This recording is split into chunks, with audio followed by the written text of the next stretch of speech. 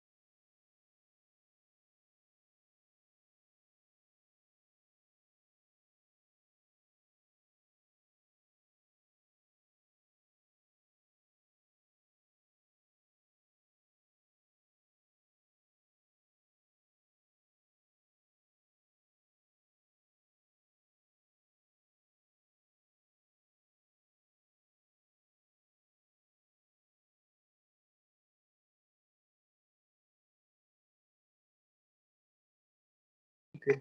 Good afternoon, everyone. Am I clearly audible to all of you? Yes, sir. Yes, sir. Okay, good. तो हमने last class में friction को discuss किया था और फ्रिक्शन में हमने उसके डायरेक्शन के बारे में देखा था।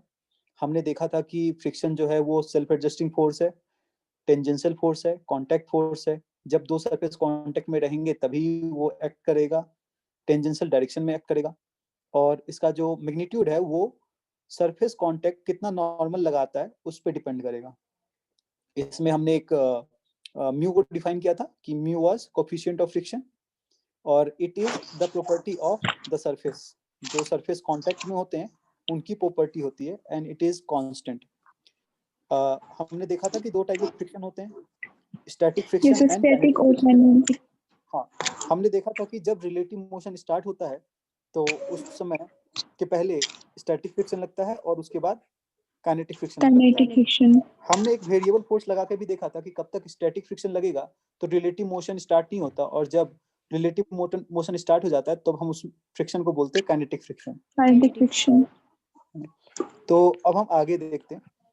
हमने डायरेक्शन के बारे में बात की थी बट मैग्नीट्यूड के बारे में बात नहीं की थी, तो आज हम मैग्नीट्यूड ऑफ फ्रिक्शन की बात करेंगे।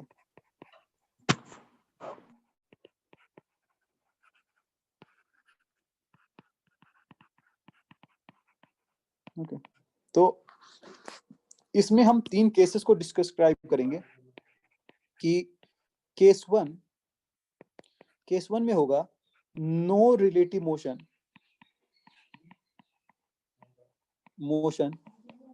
बिटवीन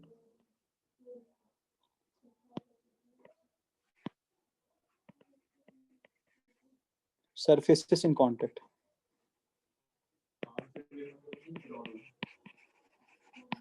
अगर मान लेते हैं कि there are two surfaces in contact but there is no relative motion. अच्छा, रिलेटिव मोशन क्यों नहीं हो रहा होगा? अगर सरफेसेस कांटेक्ट में है, जैसे फॉर एग्जांपल एक एफ फोर्स इस पे अप्लाई कर रहे हैं और इसके कारण रिलेटिव मोशन नहीं हो रहा, अभी तक मोशन स्टार्ट नहीं हुआ, मतलब इसकी जो स्पीड है वो जीरो है। क्यों ऐसी रही होगी? क्योंकि इसको एक फ्रिक्शन अपोज कर रहा होगा। जी सर। है ना? अच्छा, ये फ्रिक्शन जो है, ये फ्रिक्शन का मैग्नीट्यूड अप्लाइड फोर्स के बराबर होगा तभी जाकर के ऐसा हो सकता है। जी सर। जीरो। तो हम बोलेंगे कि फ्रिक्शन इस केस में, friction in this case will be negative of the applied force. है ना? क्यों negative of the applied force होगा? क्योंकि जब ऐसा होगा तभी तो नेट फोर्स जाकर के जीरो होगा। तो जब रिलेटिव मोशन स्टार्ट नहीं होता है तो अप्लाइड फोर्स के बराबर फ्रिक्शन होता है और इस फ्रिक्शन को हम स्टैटिक फ्रिक्शन बोलेंगे। ठीक है। अच्छा, दूसरा केस हम बोलेंगे कि when there is a relative motion between the bodies in contact. Sir एक सेकंड वापस कीजिए सर स्लाइड प्लीज। जी, ये देखिए,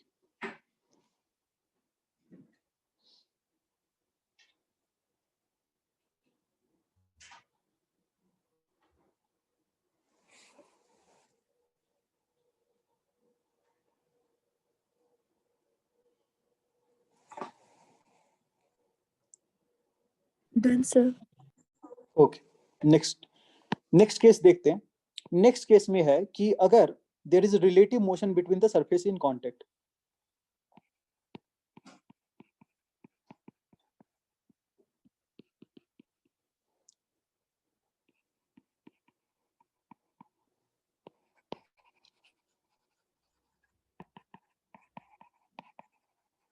तो ऐसे केस में क्या है, फॉर एग्जांपल कि ये एक हॉरिजॉन्टल सरफेस है और इस सरफेस पे एक बॉडी भी से मूव कर रहा है। अगर कोई फोर्स लगा भी नहीं लेकिन हमें ये तो पता चल रहा है कि रिलेटिव मोशन हो रहा है। इस ब्लॉक के बॉटम मोस्ट सरफेस और इस ग्राउंड के सरफेस के बीच में रिलेटिव मोशन हो रहा है, और जब रिलेटिव मोशन होगा तो इस पे एक फ्रिक्शन लग रहा होगा जो इसके मोशन को अपोज, रिलेटिव मोशन को अपोज करना चाहेगा, और इस फ्रिक्शन को हम क्या बोलेंगे? Kinetic friction. क्योंकि मोशन हो रहा है, रिलेटिव मोशन हो रहा है, तो यहाँ पे जो फ्रिक्शन कहलाएगा वो काइनेटिक फ्रिक्शन कहलाएगा। जी सर। और काइनेटिक फ्रिक्शन हमने लास्ट क्लास में ग्राफ देखा था, इसका एक कांस्टेंट वैल्यू होता है और एफ के को हम 5 न्यूटन। लिए रिप्रेजेंट करते हैं, and this is equal to mu के into N. This is a Yes, constant sir. Value. ये हमेशा कांस्टेंट वैल्यू होगा, म्यू के into N. It will depend upon the normal reaction, है ना. म्यू के इनटू एन ये कांस्टेंट वैल्यू होगा. ये कब होगा? When there is a relative motion. Relative motion जब तक नहीं होगा तब तक हमारा स्टैटिक फ्रिक्शन, और रिलेटिव मोशन जब हो रहा है तो काइनेटिक फ्रिक्शन. एक और केस लेते हैं, इसको केस 3 बोलेंगे. That the body is about to. Sir आपने बोला ना कि ये किस पे डिपेंड करता है सर? Normal friction. हाँ, जो काइनेटिक फ्रिक्शन होगा, जितने भी फ्रिक्शन होते हैं वो प्रोपोर्शनल टू नॉर्मल रिएक्शन होते हैं. म्यू के is a constant value. Mu के जो है, जिसको हम कोएफिशिएंट ऑफ काइनेटिक फ्रिक्शन बोलते हैं, यहाँ पे कोएफिशिएंट ऑफ काइनेटिक फ्रिक्शन हो जाएगा. Kinetic friction. Yes sir.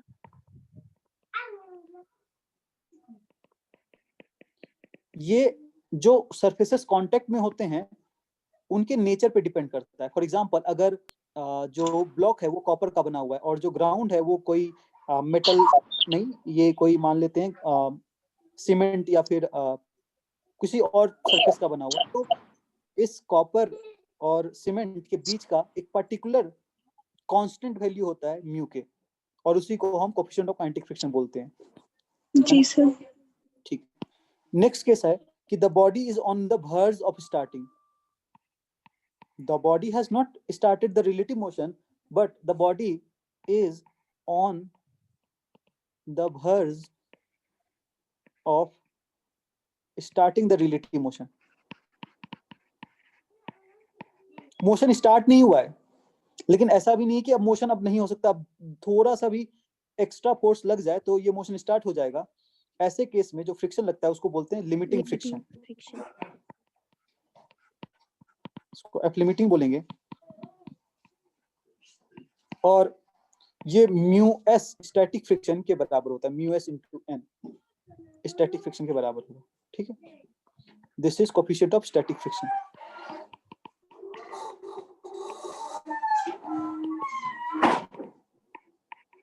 यहाँ पे मैंने स्टैटिक फ्रिक्शन क्यों लिया है, म्यू एस क्यों लिया है, ये मैं थोड़ी देर में एक्सप्लेन करूंगा. बट यहाँ पे म्यू के नहीं लेंगे.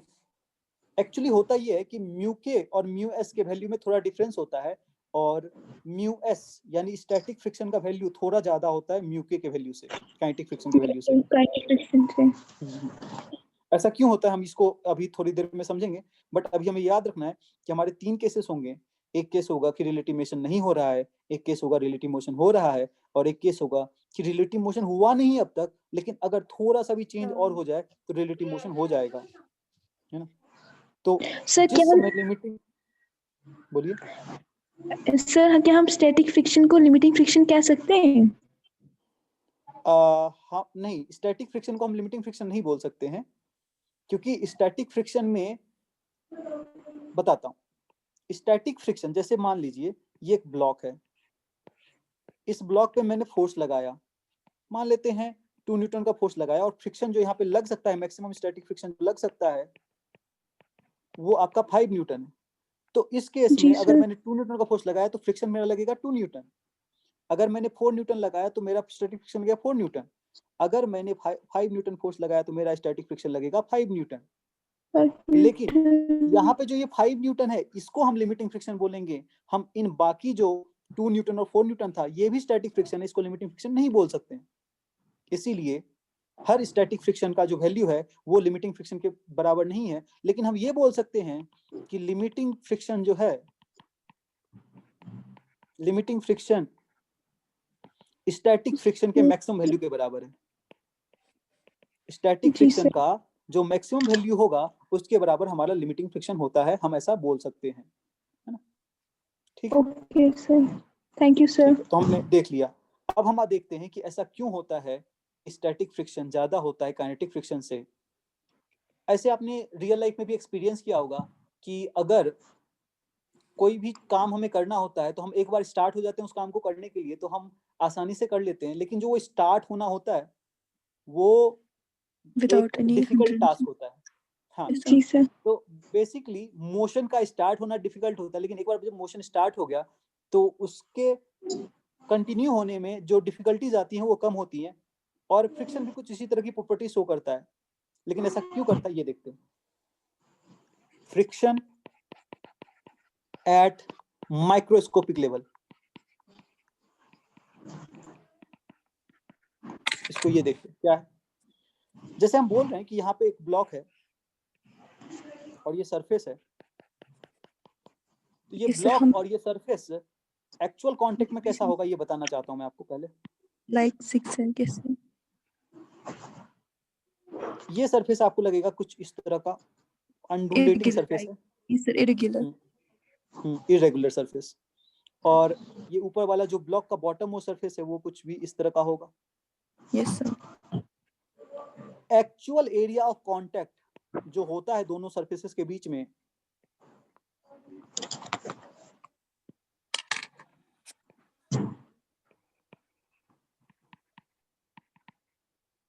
Contact is much less than real sir. Area of contact, Area. Yes, sir. Area of contact या फिर ऑब्जर्वेबल एरिया ऑफ कांटेक्ट।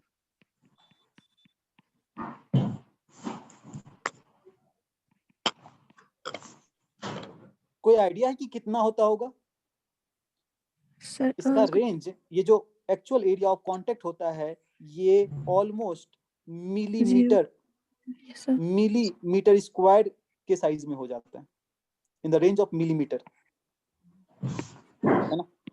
तो इसका क्या कॉन्सिक्वेंस है? जैसे मान लेते हैं कि यहाँ पे कांटेक्ट है छोटा सा, या फिर यहाँ पे थोड़ा सा कांटेक्ट है, because the entire weight of the body will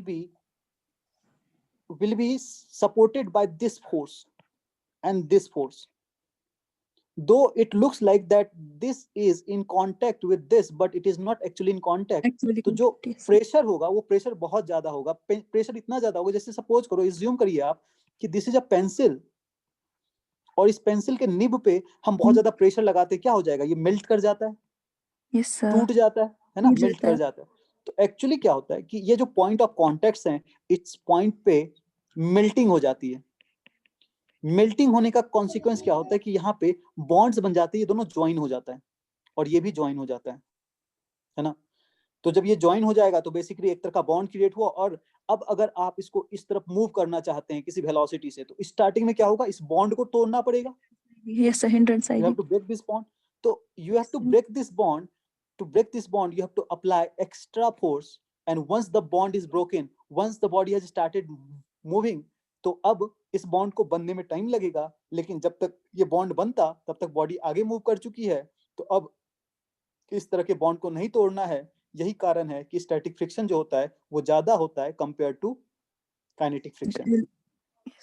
किसकी सर? किससे स्टैटिक किससे फ्रिक्शन ज्यादा होता है काइनेटिक फ्रिक्शन से। Okay sir. क्यों? क्योंकि स्टैटिक का मतलब रेस्ट, रेस्ट में बॉन्डिंग बन गई है ना, और बॉन्डिंग स्ट्रांग बनी, तो उसको तोड़ना पड़ेगा पहले। फ्रिक्शन जब हम अप्लाई फोर्स करेंगे तो फ्रिक्शन तो वो फोर्स भी अकाउंट में आएगा जो कि ये बॉन्डिंग बनी हुई है। लेकिन जब एक बार मोशन स्टार्ट हो चुका है तो क्या इस तरह की बॉन्डिंग है? नहीं है। तो मतलब इस तरह के बॉन्डिंग को तोड़ने की जरूरत नहीं है, तो अप्लाइड फोर्स उससे कम होना चाहिए। तो इसका मतलब काइनेटिक फ्रिक्शन कम होगा, कम होगा स्टैटिक फ्रिक्शन से। स्टैटिक फ्रिक्शन से। मैं फिर से रिपीट करूं ये बात? जी सर। ठीक है। जैसे ये है, इसको बोलते हैं कोल्ड वेल्ड। कोल्ड वेल्ड क्यों बोलते हैं? क्योंकि यहाँ पे जो मेल्टिंग हुई है और मेल्ट होने के बाद वो कोल्ड हो गई है, मतलब ये बॉन्ड स्ट्रांग हो गए है ना। और इस समय जो यहाँ की वेल्डिंग होती है वो होती है हॉट वेल्ड। अच्छा, एक बात है कि जब भी आप दो मेटल को ज्वाइन करते हैं तो जिस समय वो हॉट वेल्ड किया जाता है उसमें उसको तोड़ना आसान होता है, लेकिन जैसे जैसे वो कूल डाउन होता है वैसे वैसे उसको तोड़ना मुश्किल होता है। हाँ, तो इसी कारण से जो कोल्ड वेल्ड है वो ज्यादा स्ट्रॉन्गर है इस हॉट वेल्ड से। इसी कारण से स्टैटिक फ्रिक्शन ज्यादा काइनेटिक फ्रिक्शन से। काइनेटिक फ्रिक्शन से। हॉट वेल्ड और कोल्ड वेल्ड। हॉट वेल्ड का मतलब हुआ कि ये जो प्रेशर करके मेल्टिंग हुई थी, इस मेल्टिंग को टाइम हो गया और ये दोनों म्यूचुअली ज्वाइन हो चुके हैं। लेकिन हॉट वेल्ड का मतलब है कि ये ज्वाइन हो रहा है, लेकिन जैसे ही ज्वाइन हो रहा है वो थोड़ा आगे मूव कर जा रहा है तो वो टूट जा रहा है, उतना स्ट्रॉन्ग वेल्डिंग नहीं है। ठीक है, this is how friction acts at macroscopic level, right. तो अभी तक मैंने कोशिश की है कि जितने भी आइडियाज हैं फ्रिक्शन को समझने के लिए वो दे दिया है। अब हम क्वेश्चंस के ऊपर जाते हैं, सर है ना। जी एक्सक्यूज बोलिए मी सर, सर बोलिए, आई हैव कंफ्यूजन सर, एक कंफ्यूजन है बताएं सर। बताएं बताएं। सर जब हम इसमें देखते हैं ना टेंशन सर स्ट्रिंग में, जी ठीक है, sir why we need to cut first that sir? Okay ठीक है, ठीक है। अच्छा, फ्रिक्शन में कोई डाउट है? नहीं सर, आज का फ्रिक्शन टॉपिक में, क्लियर हाँ है। ठीक है, चलिए ओके। मैं एक जो डाउट है वो 2 मिनट के लिए ले लेता हूँ।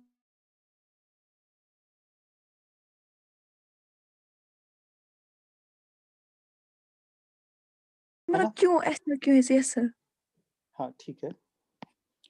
मैं क्या करता हूँ, मैं इस स्ट्रिंग में टेंशन लेने की कोशिश करता हूँ, है ना। लेकिन अब मैं किस पे लूं, मतलब दोनों बॉडी के बीच में ये स्ट्रिंग है, तो इसका कहीं ना कहीं स्टार्टिंग होना चाहिए, कहीं ना कहीं एंडिंग होना चाहिए। जैसे फॉर एग्जांपल कि अगर ये बॉडी है, लेफ्ट वाला बॉडी है, मैं चाहूंगा ना कि ये स्ट्रिंग जो है इस बॉडी पे कितना फोर्स लगा रहा है। तो मैं कहूंगा ये बॉडी है, देखो आप, ये बॉडी है, इस बॉडी को ये स्ट्रिंग इधर फोर्स लगाएगा टी से। और अगर मैं राइट वाली बॉडी की बात करूंगा तो कहूंगा कि ये इधर लगाएगा लेफ्ट पे। ये जस्टिफाई हो रहा है। लेकिन अगर मैं कहूं कि ये लाइन को हम नहीं तोड़े, इस रस्सी को हम नहीं तोड़े, तो आप ऐसा कुछ नहीं कहोगे कि ये कहीं ना कहीं इंटरनल चीजें हैं। हमें ऑब्जेक्ट के ऊपर फोर्स का डायरेक्शन देखने के लिए हमें इस तरह का डायग्राम बनाना पड़ेगा, ना कि इस तरह का डायग्राम। अभी भी नहीं समझे? जैसे ठीक है, काटने की जरूरत इसलिए होती है क्योंकि अगर एक ऐसे लॉजिकली भी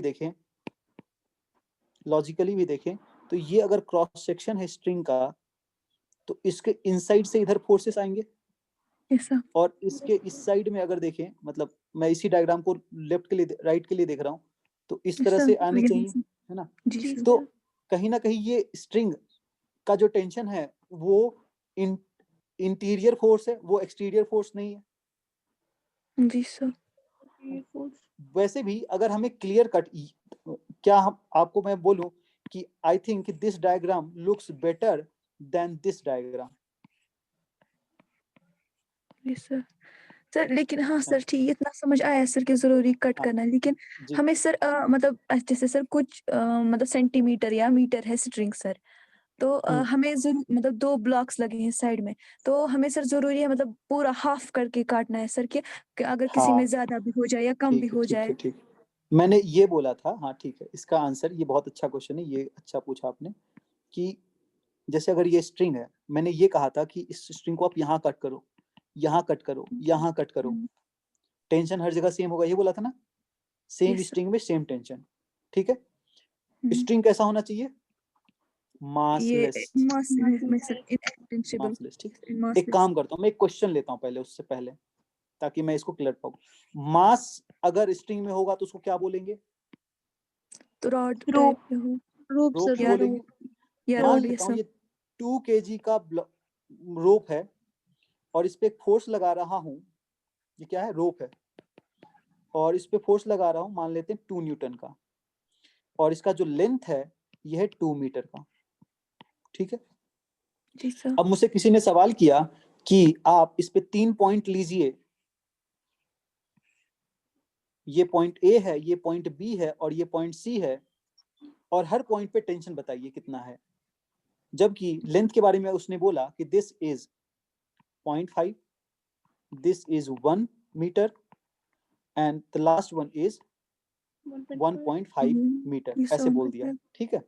तो अब क्या हुआ कि अगर मैंने अलग अलग लोकेशन पे कट किया तो टेंशन सेम होगा या नहीं होगा, ये पूछा जा रहा है बेसिकली, है ना। ठीक, जी सर। मैं ऐसा करता हूँ कि सबसे पहले मैं सबसे एंड वाला लेता हूँ। लेकिन एक बात बताइए कि अगर 2 न्यूटन का फोर्स लग रहा है 2 kg पे मास पे, तो उसका एक्सेलरेशन कितना हो जाएगा?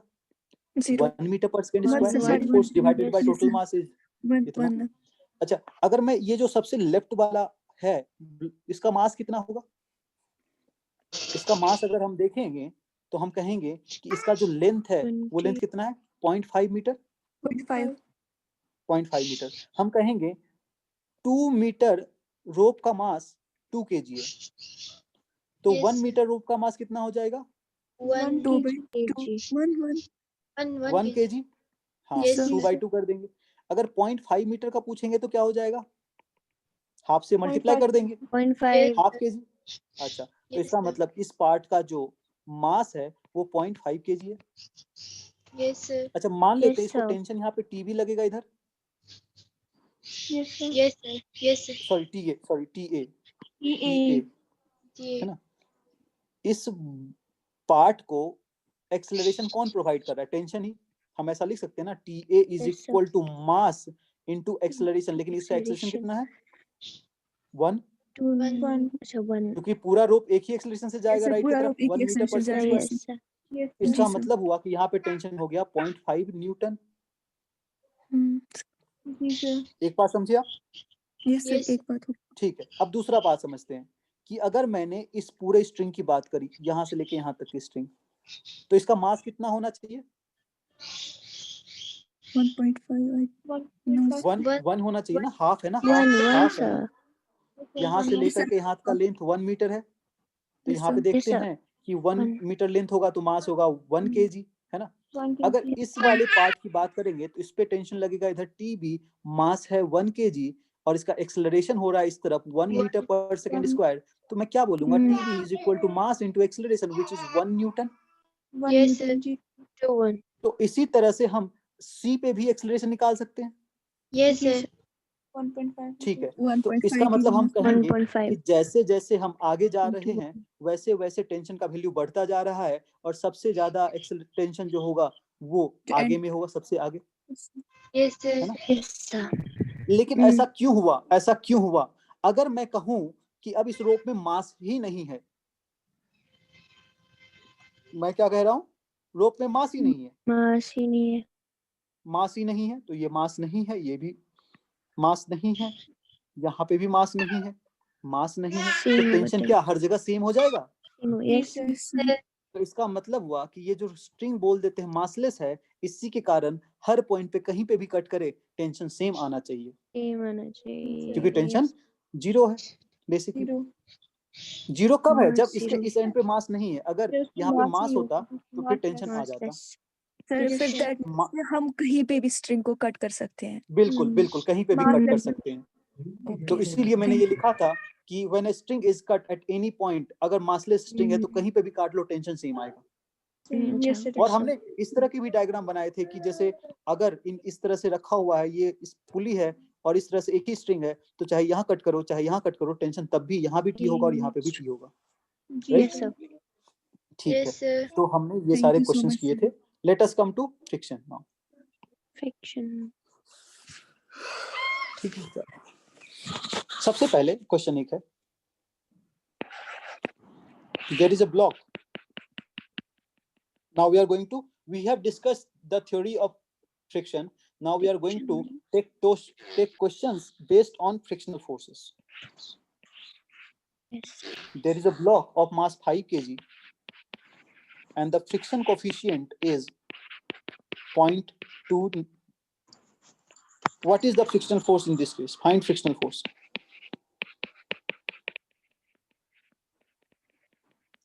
Question number 1 ये है। Question number 2 कि ये 5 kg का ब्लॉक है, mu between these two surfaces is 0.2 and it is being acted upon by a force 2 Newton. What is the friction force in this case?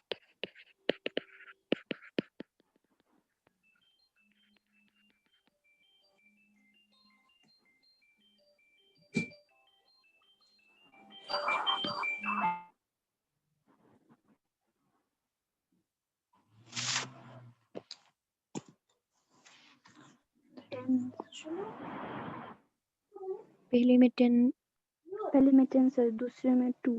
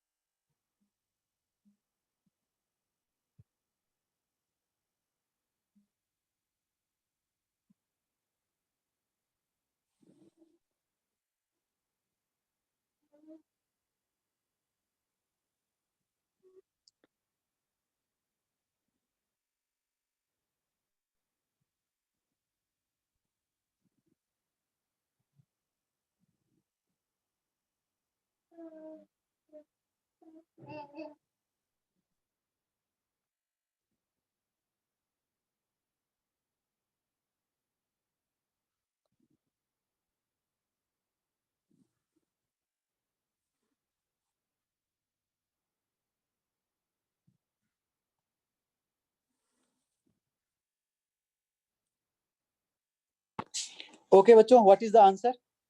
First का answer क्या है? पहले में 10 फर्स्ट का 10 जीरो सर। सर, जीरो कुछ लोग बोल रहे हैं 10 और कुछ लोग बोल रहे हैं जीरो जीरो और कुछ 10, जीरो है ना? सर, इसका आंसर जीरो जीरो होना चाहिए, है ना? जीरो क्यों सर। देखिए थे, सर अगर लिमिटिंग Static. फ्रिक्शन देखेंगे